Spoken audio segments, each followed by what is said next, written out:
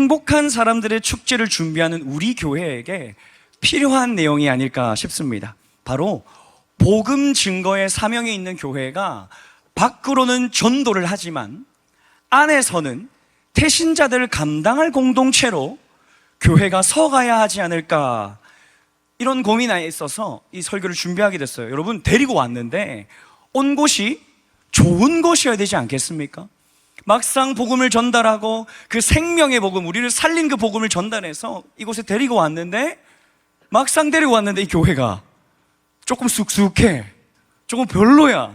그럼 어떻게 되겠습니까? 온 초청이 힘들었지만 그냥 쑥 빠져나가고 버리고 말 것입니다. 그래서 오늘 정말로 이 말씀이 이 행복한 사람들의 축제를 대하는 우리들에게 필요한 말씀일 것입니다. 진짜 교회가 되어야 될 줄로 믿습니다. 그래서 오늘요, 제가 진짜 교회가 됩시다 라고 서로 인사도 했는데, 그럼 어떻게 해야 진짜 교회가 될까요? 진짜 교회는 어떤 모습일까요? 오늘 이 말씀을 함께 나누고자 합니다. 2021년 8월 한경경제 기사를 보면 진짜와 가짜 명품 가방의 구분법이 있습니다. 그래서 그 기사의 내용이 다뤄지는데, 우리 기사에 나온 사진 한번 볼까요? 이렇게, 여러분, 저기 사진에 똑같이 보이는 가방 두 개가 나란히 있습니다. 저 가방의 이름은 구찌 마몬트 버킷백이라고 합니다. 여러분 들어보셨습니까? 저 처음 봤습니다. 그런데 하나는 진짜고 하나는 짜갑니다. 제가 보기엔 다를 것이 없어 보여요. 그런데 이 가격의 차이가 얼마만큼이냐, 진짜 가격 얼마인지 아세요, 여러분? 진짜 가격 150만 원쯤 합니다. 무슨 가방을 150만 원짜리 갖고 다닙니까? 2만 원짜리, 3만 원짜리 충분할 것 같은데. 그런데 가짜는 얼마일까요? 여러분 추측해 보세요. 얼마일까요? 한번 불러보십시오. 얼마? 10만 원. 또 5만 원. 여러분, 가짜의 가격이 2만 원밖에 안 합니다. 150만 원과 2만 원의 차이. 그러니까 보기에는 똑같아 보이는데 가격이 달라 보이는 거예요. 여러분, 그런데 가격만 다를까요? 진짜와 가짜의 가격만 다를까요? 아니요. 자세히 들여다보면 악어 가죽인지 나일론인지가 차이가 나요. 그리고 진품은 뭐 시리얼 넘버가 부여된다면서요. 그런데 가품은 그런 게 있겠습니까? 없겠습니까? 그런 게 어디 있습니까? 그냥 만들었는데, 시장에서. 그 밖에 뭐 버클의 차이, 뭐 이런 그 밖에 등등, 진짜와 가짜는 보기에는 다를 바가 없지만 차이는 분명히 존재한다는 것입니다.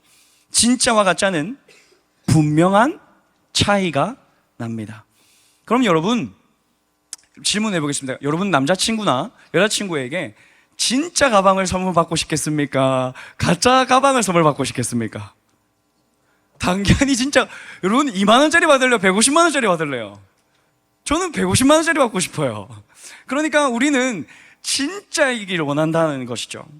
근데 재미있는 게 이 진짜와 가짜를 구분을 할 수 있다고 해요.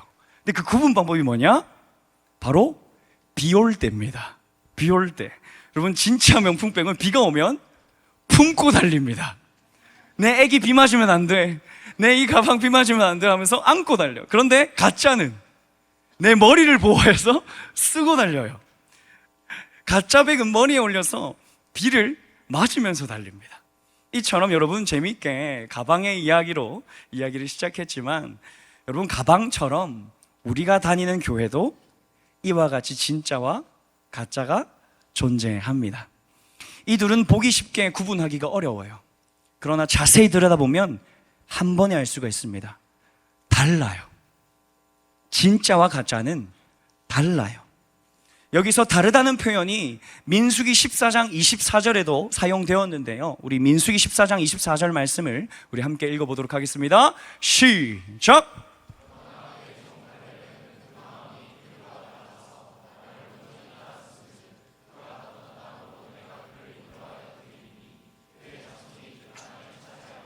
아멘. 여러분, 여기서 민수기에도 다름이 존재해요.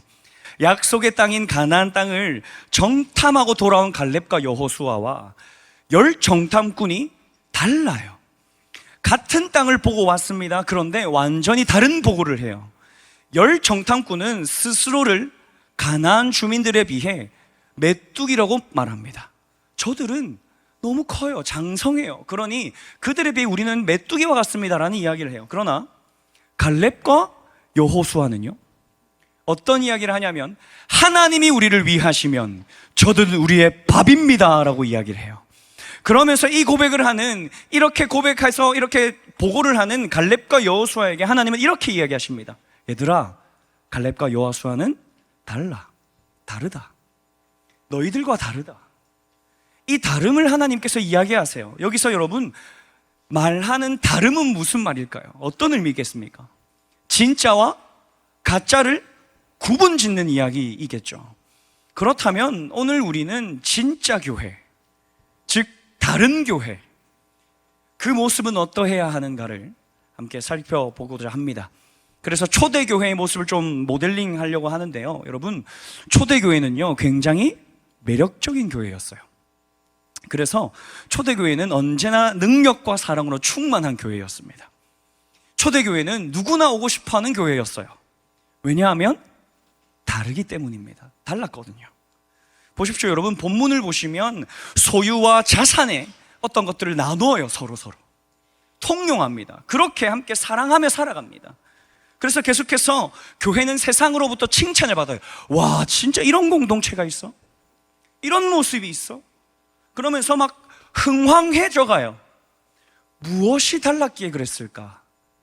초대교회는 무엇이 달랐기에 그랬을까? 첫 번째입니다. 따라합니다. 성령의 음성을 듣는 교회. 성령의 음성을 듣는 교회. 한 번 더요. 성령의 음성을 듣는 교회. 성령의 음성을 듣는 교회. 여러분, 초대교회는 달랐어요. 그래서 진짜였습니다. 진짜 교회였습니다. 그러나 그 교회는 어떤 특징을 지니느냐? 성령의 음성을 듣는 교회의 특징이다, 이란 말입니다. 여러분, 요한계시록에 보면 소아시아의 7교회가 나옵니다. 그러나 여기서 보면 모든 교회가 예수님이 교회를 사랑하세요. 그런데 모든 교회가 진짜는 아니었던 것 같아요. 어떤 교회는 칭찬을 받거나 어떤 교회는 꾸지람만 듣거나 그런 교회들이 등장을 해요. 그래서 이 말씀을 자세히 들여다보는데 칭찬받는 교회의 특징이 있더라고요. 요한계시록 2장 29절 말씀입니다. 우리 칭찬받는 교회의 특징을 읽어보도록 하겠습니다. 시작! 귀 있는 자는 성령이 교회들에게 하시는 말씀을 들을지어다. 아멘. 여러분, 진짜 교회의 특징이 여기 나와 있습니다. 바로 성령이 교회들에게 하시는 말씀을 듣는 교회더라고요. 우리 모두 성령의 음성을 들으시길 축원합니다. 귀 있는 자들이 되길 축복합니다. 여러분, 그럼 성령의 음성을 듣는다는 건 무슨 의미일까요? 바로 성령님이 주인 되신 교회, 성령의 음성으로 운영되는 교회를 말합니다. 성령님께 항상 귀를 기울이고 내가 하고 싶은 대로가 아니라 성령님이 하시고자 하는 그 일을 이루어드리는 것이 바로 성령의 음성을 듣는 것입니다. 이것이 바로 진짜 교회의 특징입니다. 그럼 여러분, 질문을 해보겠습니다. 성령님의 음성을 듣는 방법이 무엇입니까? 진짜 교회는 성령의 음성을 듣는데 그 성령의 음성을 듣는 방법이 뭐예요? 귀를 쫑긋하면 됩니까? 아닙니다. 가장 확실한 방법이 있습니다. 무엇이냐? 바로 성경입니다. 이 성경은 성령님이 우리에게 쓰신 편지입니다. 성경의 저자가 바로 성령님이시거든요. 즉, 성경이 성령님이 우리에게 하시는 음성 그 자체라는 거예요. 성령님은요, 사실 다른 이야기 잘 안 하세요.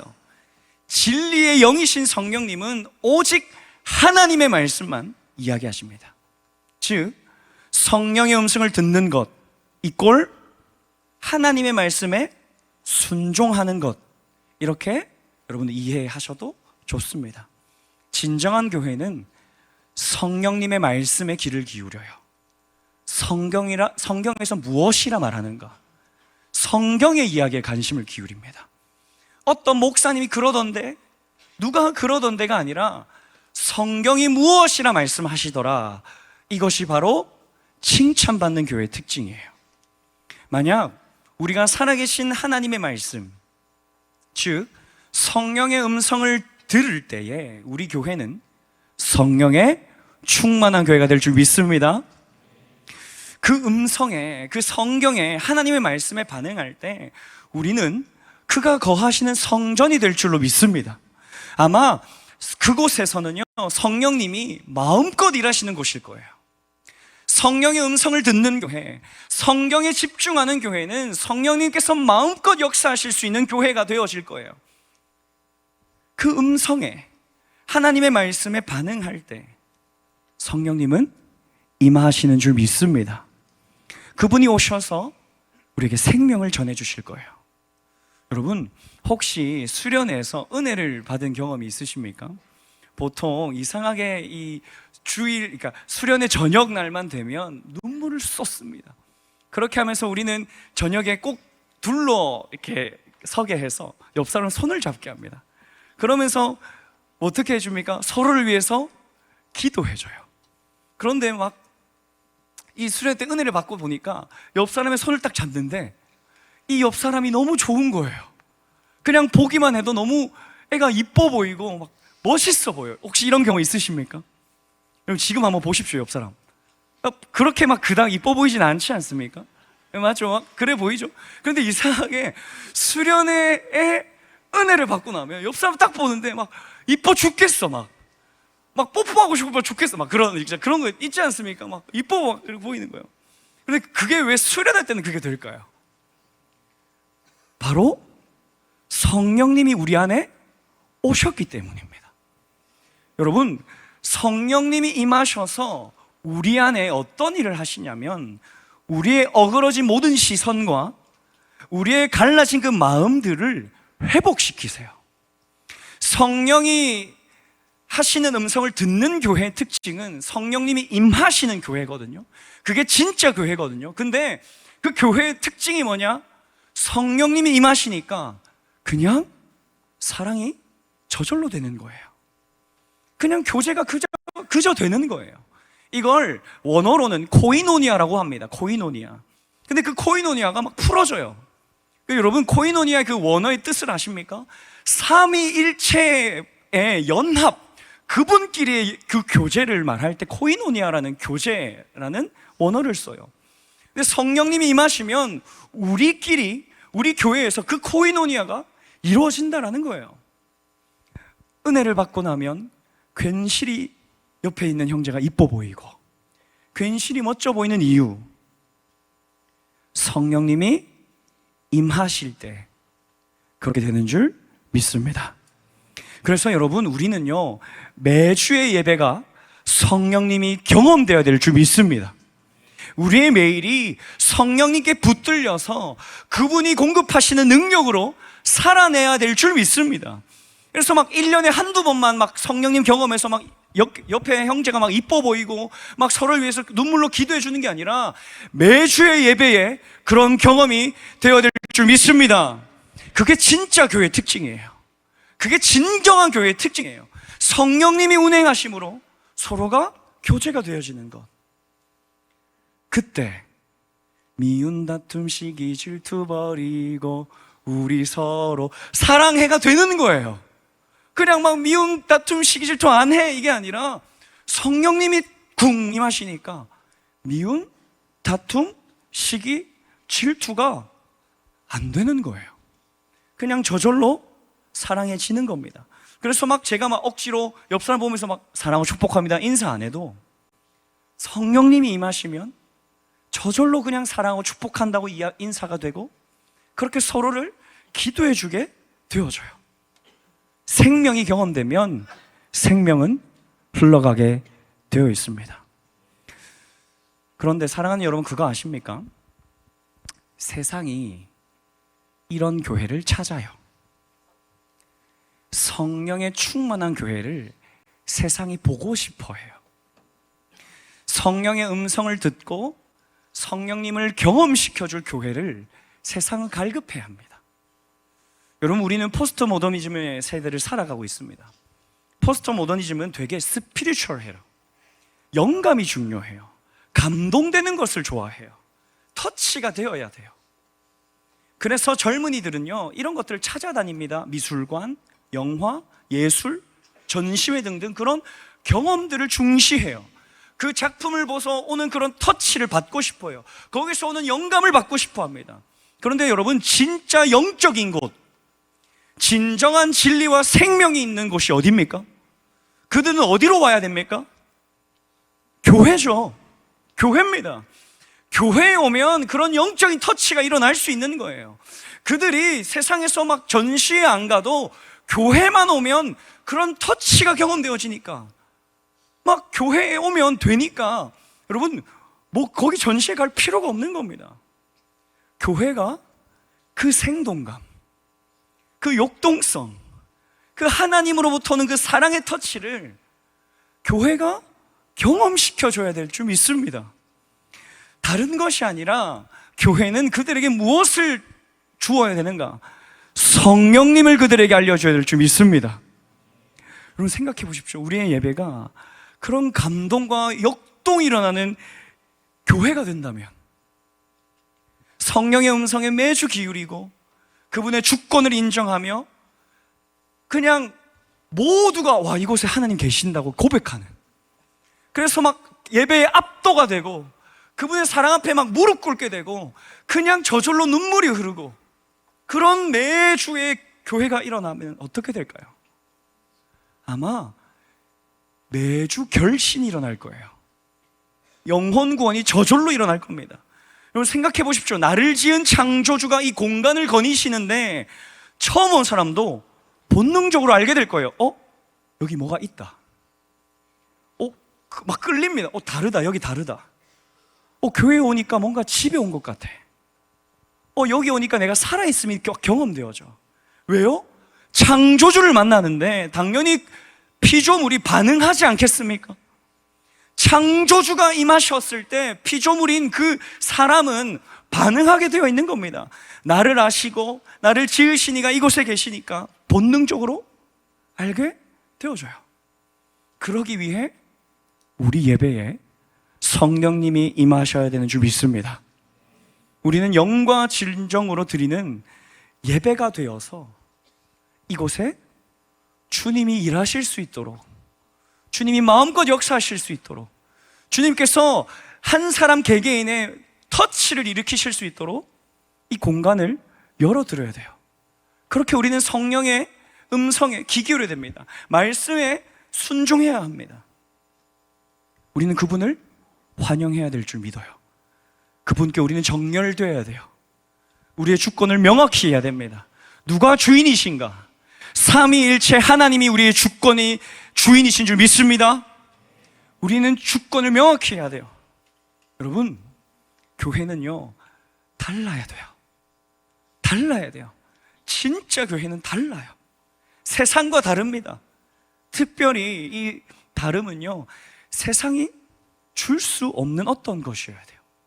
여러분, 예수님을 한번 보십시오. 예수님을 많은 이들이 따라다녔어요. 막 예수님을 막 따라 쫓아다녔어요. 왜요? 왜 예수님을 사람들이 쫓아다녔습니까? 뭐가 있으니까요.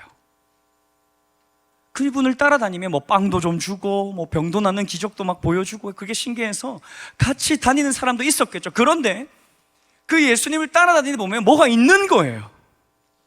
뭐가 있어요. 그러니까 사람들이 쫓아다니는 거 아니겠습니까? 예수님을 보기 위해, 예수님께 무언가 있으니까 그걸 막 보러 사람들이 다니는 거예요. 그들은 뭘 봤을까요? 예수님 안에 있는 사랑, 능력, 자비, 지혜, 그런 것들을 경험했을 것입니다. 그분이 한마디 한마디 말씀을 하는데 막 느끼는 전율이 있었을 거예요. 여러분, 예수님이 한마디 하셨을 때 하나님의 그 임재의 압은 얼마만큼이었을까요?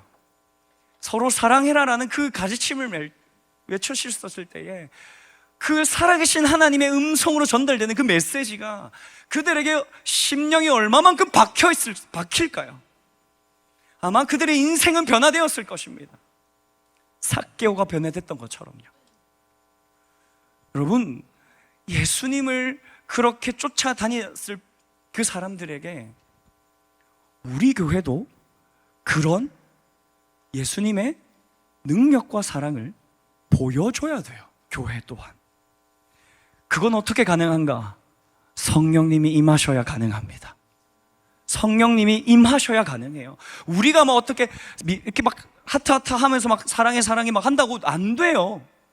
하나님이 임하셔서 그분의 사랑을 직접 전달하셔야 그게 막 사람들한테 전해지는 거예요. 그러려면 우리 교회는 무엇을 해야 되는가? 성령의 음성에 귀 기울여야 돼요. 하나님의 말씀에 집중해야 돼요. 그렇게 우리 교회를 만들어 나가면 참 좋겠습니다. 그럼 모든 게 해결됩니다. 성령님이 임하시면 모든 게 해결됩니다.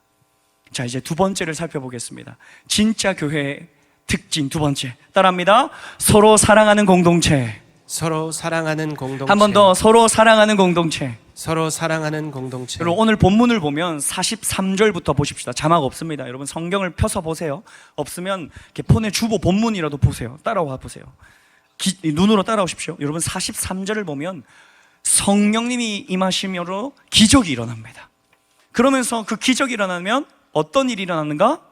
서로 막 물건을 통용해요. 날마다 같이 마음을 합니다. 성전 모이기를 어떻게 해요? 힘써요. 그러면서 기쁨과 순전한 마음이 교회에 있습니다.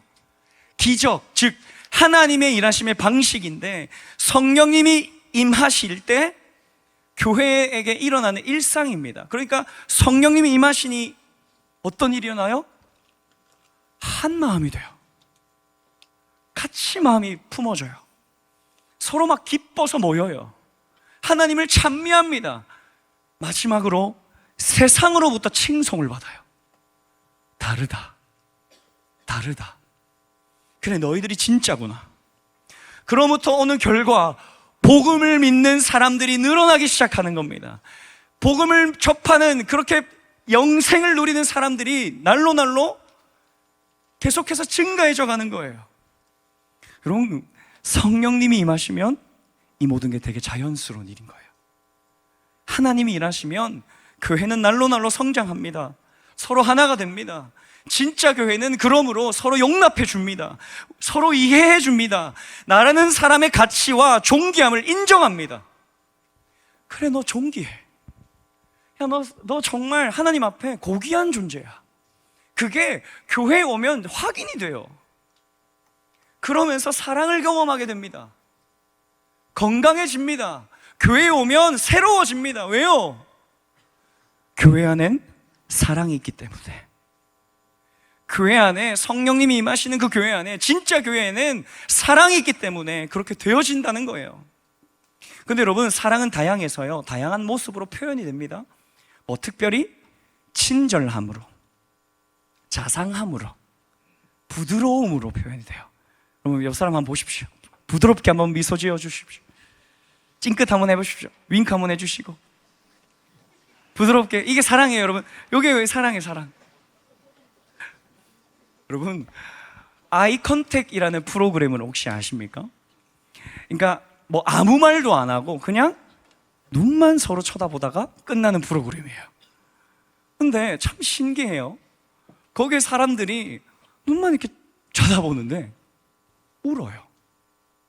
그냥 울어요.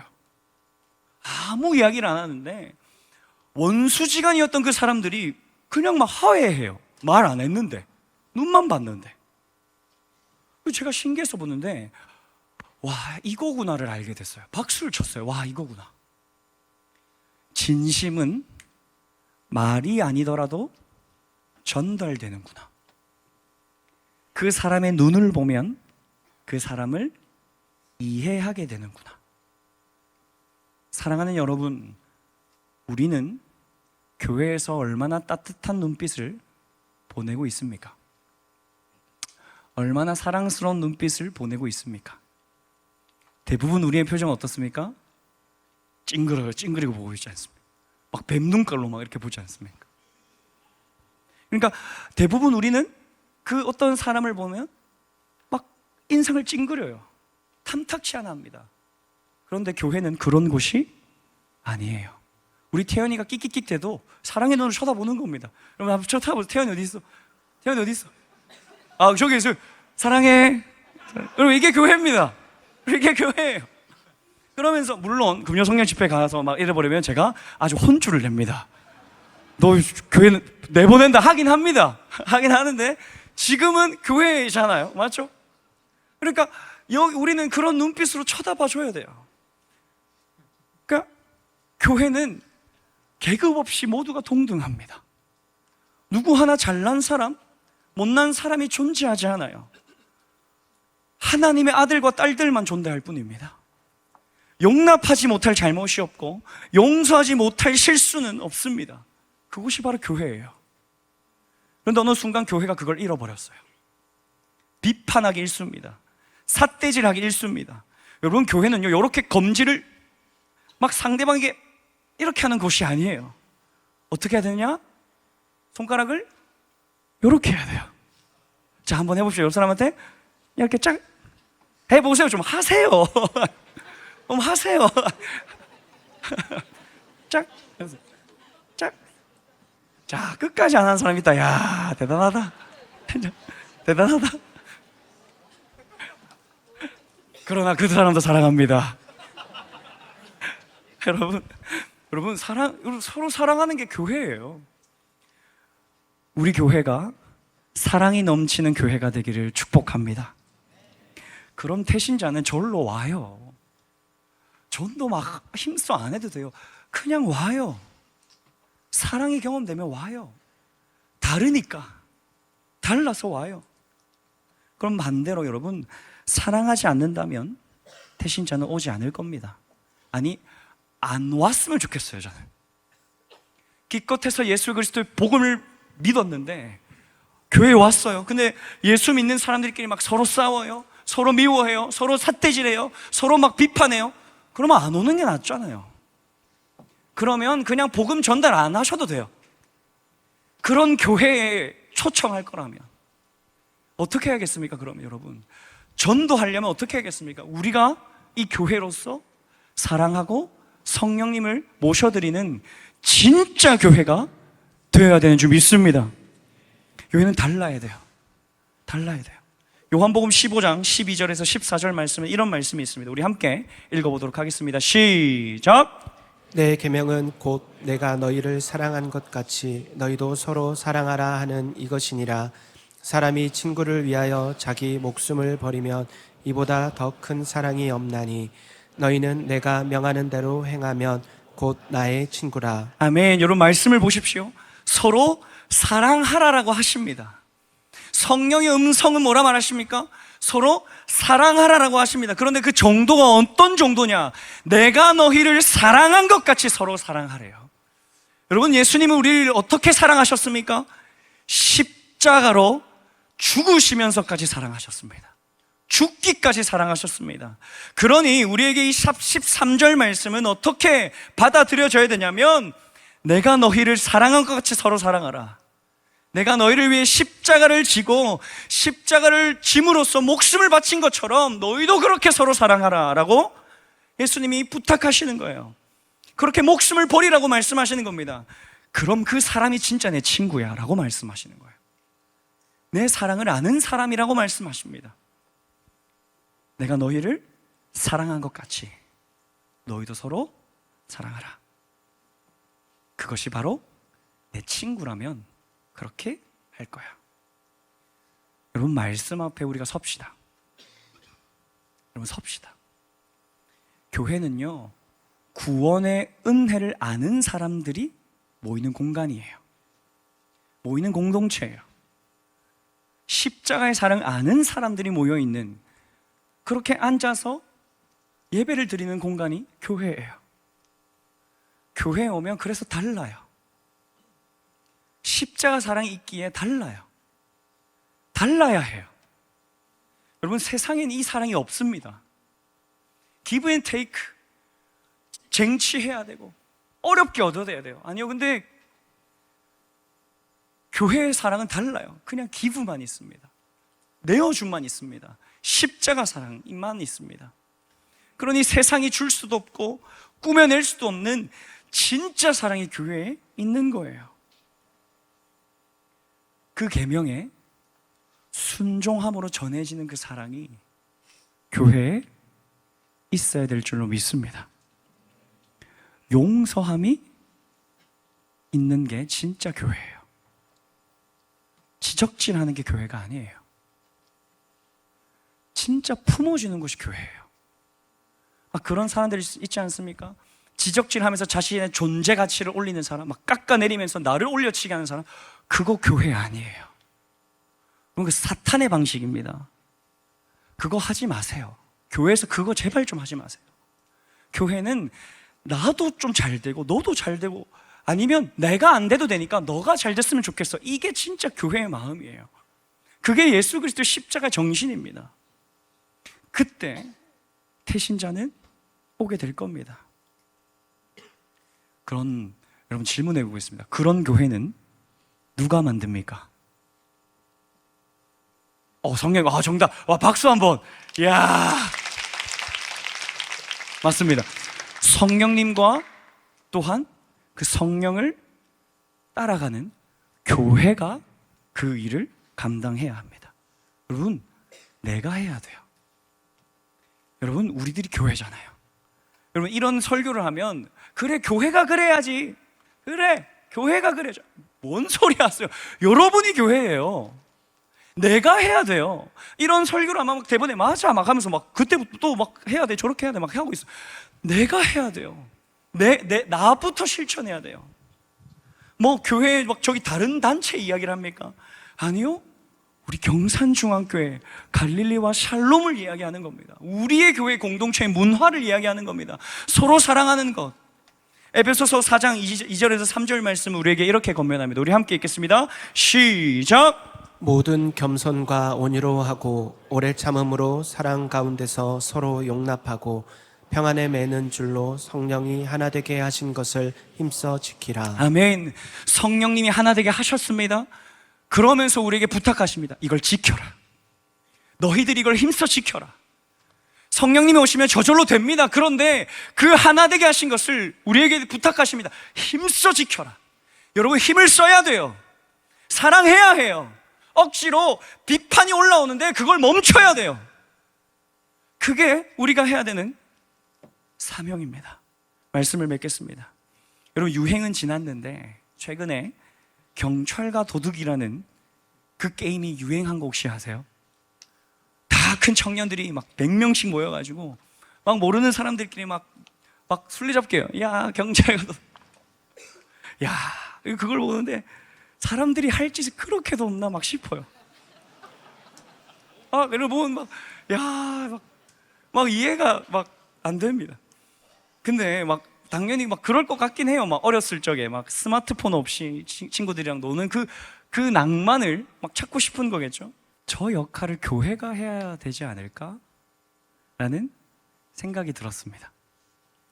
청년들이 저렇게 외로워서 사람들을 만나고 서로 그 추억을 공유하고 모르는 사람들인데도 그렇게 만나는 그렇게 하고 있는데, 진짜 교회가 그 역할을 감당해야 하지 않을까. 그러니까 반대로 말하면 저렇게 하는 이유가 뭐예요? 진짜 교회가 없기 때문이지 않을까 생각이 됩니다. 저는요, 저렇게 외로워서 사람들이 진짜 교회가 필요하다고 외치는 것 같아요.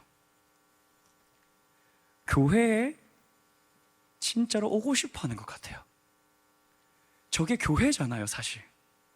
우리 뭐 샬롬 분들도 막 경찰과 도둑 하시더라고요. 막 교회 전체를 누비면서 이제 하시더라고요. 저희 문군도 막 이제 그 진군식 때 막 했었어요. 그 교회에서 하면 되는데, 그런 감수와 그런 감수성과 서로 사랑해주고 막 놀고 하하호호 하는 그 유대감. 근데 교회가 그걸 잃어버리니 세상 사람들은 자기들끼리 그 모임을 만들고 있더라는 거예요. 여러분, 세상은요, 교회를 원합니다. 교회를 필요로 합니다. 진짜를 원해요. 진짜 예수 그리스도를 믿는 공동체를 필요로 합니다. 근데 그 교회가 갈릴리와 샬롬 청년부가 될 줄 믿습니다. 그 역할을 감당하면 좋겠어요. 여러분, 교회는 참 신비로운 곳이에요. 하나님이 교회를 통해 일하십니다. 오늘 담임 목사님 설교가 참 좋았는데요, 꼭 유튜브로 한번 찾아서 들어보세요. 오늘 설교 중에 이런 이야기가 있었습니다. 하나님은 사람을 통해 일하신다. 하나님의 방법은 언제나 사람이다. 여러분, 세상은 사람을 통해 예수님을 만나게 됩니다. 교회는 건물이 아니잖아요. 교회는 우리들이잖아요. 예수 그리스도를 믿는 사람들이 모인 곳이 교회입니다. 즉, 교회는 다리의 역할을 합니다. 세상은 교회를 통해 예수님을 보게 됩니다. 그래서 교회는 그리스도의 몸이기 때문에 세상을 사랑하면, 교회가 세상을 사랑하면 실제로 예수님이 안으시는 듯한 경험을 세상에 하게 됩니다. 그럼 반대로 몸이 정반대인 것을 행하면 예수님이 때리시는 것 같은 그런 경험을 하게 돼요. 그러니 교회에 상처받는 사람이 예수님을 미워하게 되는 거죠. 여러분, 교회는요, 예수님을 보여줘야 돼요. 진정한 생명이 여기 있음을 보여줘야 돼요. 진정한 사랑이 여기 있음을 보여줘야 됩니다. 진리가 여기 있음을 보여줘야 됩니다. 영원한 생명이 여기 있음을 보여줘야 됩니다. 십자가의 그 크신 사랑을 소유한 우리가 그 사랑을 흘려 보여야 되는 줄 믿습니다.